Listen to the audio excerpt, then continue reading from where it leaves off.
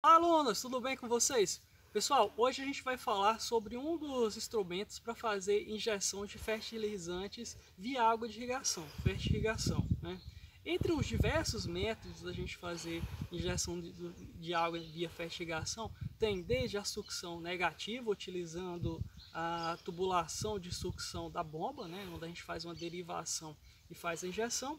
E um dos primeiro ou segundo dos mais utilizados vai ser o tubo de Venturi, na qual a gente vai entender, vai utilizar o princípio hidráulico do tubo de Venturi para fazer a sucção pós o recalque da bomba, ou seja, depois da tubulação sucção, né?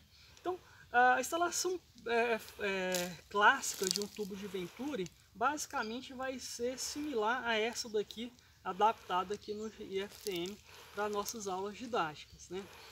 Aqui a gente tem o tubo de Venturi, né? Basicamente o tubo de Venturi ele é constituído por um tubo na qual a gente vai ter uma divergência, né? Onde a gente vai ter uma redução, a tubulação vem num diâmetro, né? Esse tubo de Venturi aqui é o tubo de Venturi de 1 polegada. Então ela vem no diâmetro de 1 polegada, ela faz um estreitamento desse diâmetro e depois ela tem uma convergência voltando para o diâmetro de 1 polegada, né? Pode voltar um pouco aqui, eu vou explicar aqui algumas vantagens da utilização do tubo de Venturi, né? A principal vantagem da utilização do tubo de Venturi, em detrimento, por exemplo, à utilização da sucção negativa, né, que seria antes da motobomba, é que a gente não vai ter o desgaste prematuro do nosso rotor, já que a água com a cauda do fertilizante ela não vai passar dentro da bomba, então a gente já não tem esse desgaste prematuro do nosso rotor, né? A vantagem desse sistema também é a simplicidade, um baixo custo de aquisição, né? Por exemplo, um Venturi desse daqui de 1 polegada, ele vai custar hoje no mercado menos de R$100, ali entre 60 a 80 reais você vai conseguir já fazer a aquisição do tubo de Venturi, né? Então, pessoal, agora uma das desvantagens da utilização do tubo de Venturi é a perda de carga excessiva pós o sistema de bombeamento, né? Então, quando a gente vai fazer o funcionamento desse nosso tubo de Venturi, a gente chega até ali uma perda de carga de até entre 20% e 30% da pressão de serviço do nosso sistema de bombeamento, né? Então, se a gente tiver uma pressão de serviço deficitária, pode ser que a gente diminua a pressão que vai chegar nos nossos emissores, que são principalmente os gotejadores, microaspersores ou o sistema de aspersão que a gente porventura venha a trabalhar, né? Então, basicamente, para o nosso tubo de Venturi funcionar, a gente vai fazer com que a água passe. Aqui a gente tem uma derivação, ó, a gente vai parcialmente fechar a nossa linha adutora, ok? Então, à medida que você vai fechando aqui a nossa linha adutora, a gente vai forçar ela a passar pelo interior do tubo de Venturi. E como funciona o tubo de Venturi? Quando a água passa em uma alta velocidade no centro do tubo de Venturi, a gente gera uma queda de pressão, ok? Então, esse é um dos princípios de Bernoulli. Quanto maior a velocidade, menor pressão. Quando a pressão no centro do tubo de Venturi, aqui no estrangulamento, é menor do que a pressão atmosférica, a gente inicia um sistema de bombeamento. Então, a gente vai ver que a tubulação aqui de sucção ela vai começar a fazer o bombeamento da cauda que a gente precisa. Importante destacar que a vazão do tubo de Venturi, a vazão que ele vai conseguir bombear, ele vai estar dependente do gradiente de pressão, ou seja, quanto maior a diferença de pressão entre a entrada e a saída, maior vai ser a vazão que a gente vai conseguir succionar no nosso tubo de Venturi, ok? Então, nessa aula prática aqui, a gente vai mostrar, vamos fazer dois testes, né, com diferentes gradientes de pressão para a gente ver vazões diferentes, ok? Então, basicamente é isso. A gente vai ver nas nossas aulas teóricas como se calcula a concentração do fertilizante que a gente vai fazer. Aqui nessa aula prática, basicamente a gente vai fazer só o teste só com água, né? Água limpa. Mas vou colocar aqui 1 litro, por exemplo. 1 litro essa proveta de 500. Vou fazer com 500 ml. Ok? Aí a gente vai fazer a vazão do nosso Ventura. Aqui eu tenho uma proveta de 500 ml. O que a gente vai fazer aqui? A gente vai ligar as bombas, né? O Arthur, por favor, vai acionar a bomba. Tá. Aqui a gente já fez o acionamento da bomba. Aqui todo o nosso ramal aqui, pode chegar um pouco mais perto. Então todo esse nosso ramal aqui ele já está ligado.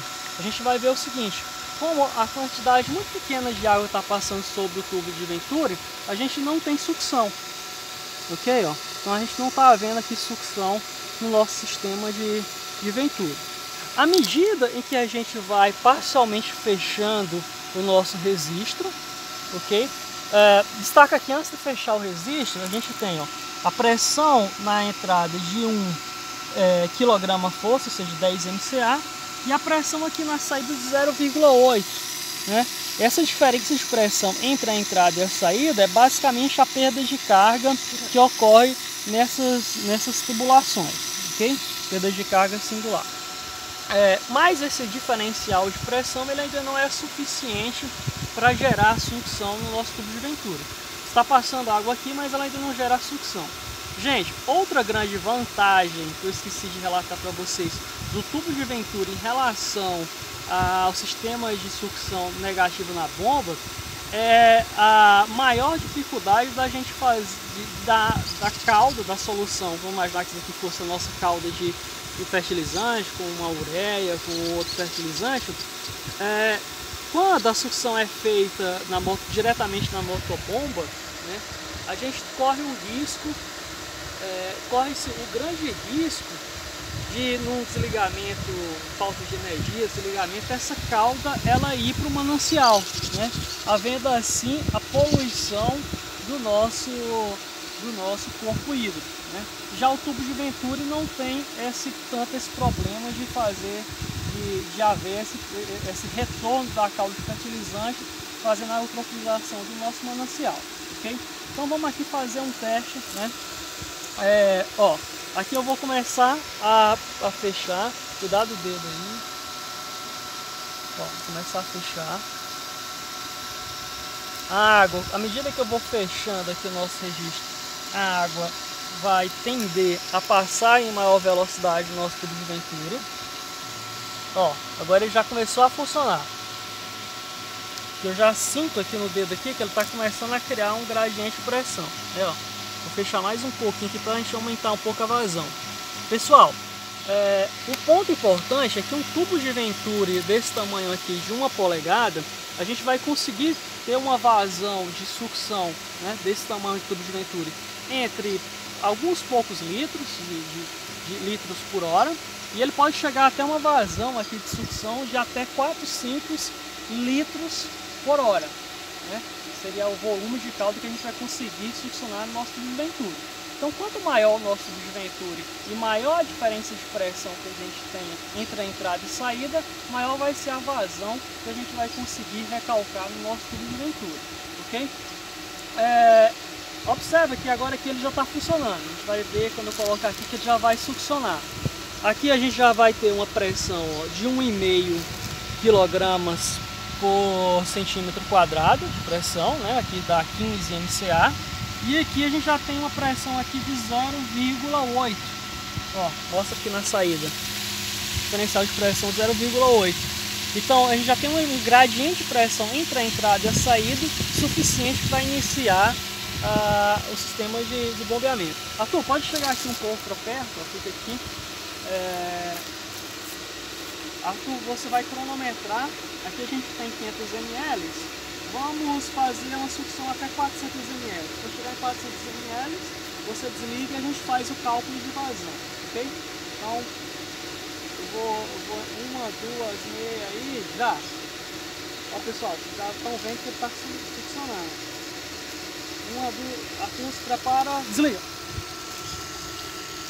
Então, succionou, ficou só 50 ml, Arthur. Então ele succionou aqui 450 ml. Ou seja, vazão Vamos aqui fazer o cálculo da vazão.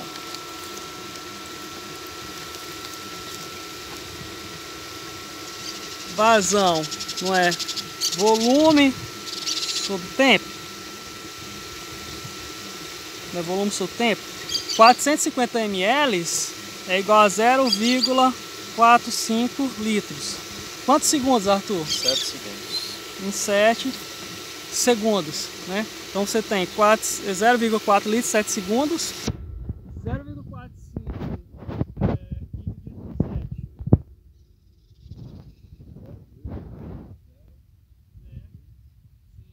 4,2 4,2 litros por segundo.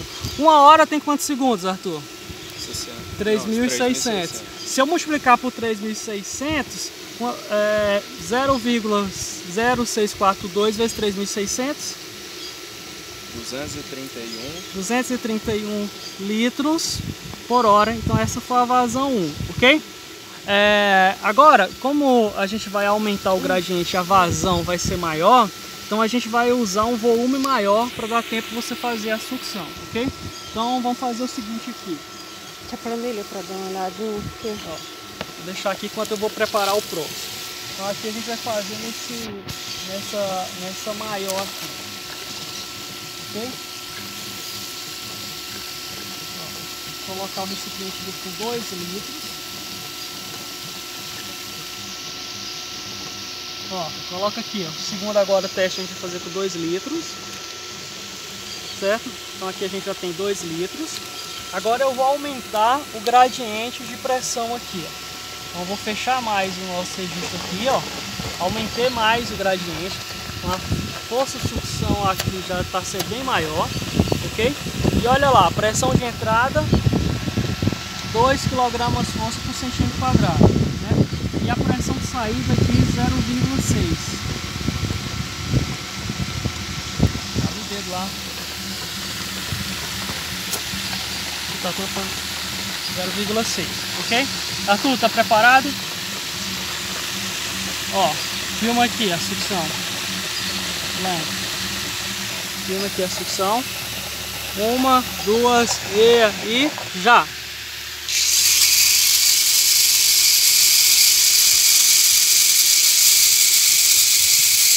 Arthur, quando eu pedir você para que a gente vê só a diferença do que succionou, ok? Para! Ó, tava 2 litros, ainda ficou 350, né? Então a gente... 350... Então, o volume, a segunda vazão aqui era a vazão 1. Vazão 1. Então, a vazão 2, né? Foi 1,65 litros, ok? 1,65 litros. Quantos segundos, Arthur? 16,35 segundos. 1,65 dividido por 16,35.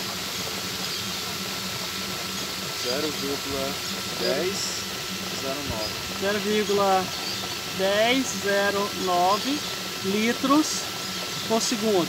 Vezes 3.600 para a gente passar para litros por hora.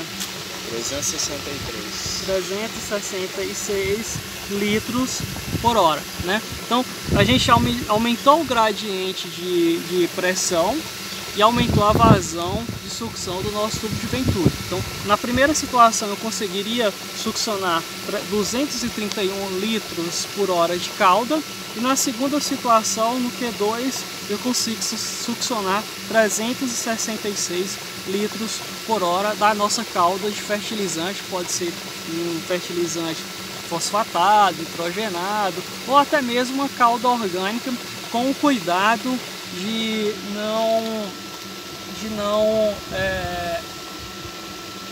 não entupir o nosso fertilizante, né? Então, normalmente os tubos de Venturi se colocam um sistema de filtragem, ou colocam um paninho, algo para fazer a filtragem aqui e a gente não contaminar o nosso manancial.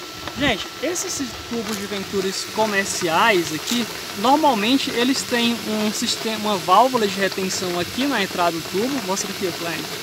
Normalmente ele tem uma válvula de retenção aqui que ele permite que a água só entre, né? Ele só succiona, mas ele não permite que a água retorne. Por exemplo, se eu fechar aqui o resisto totalmente, então normalmente aqui ele poderia a água sair por ele, mas como ele tem uma válvula de retenção, ele faz com que ele não aconteça isso, tá? Então basicamente o funcionamento do tubo de Venturi é isso, e fica à disposição para mais esclarecimento de vocês. Então por hoje é só, pessoal, um abraço.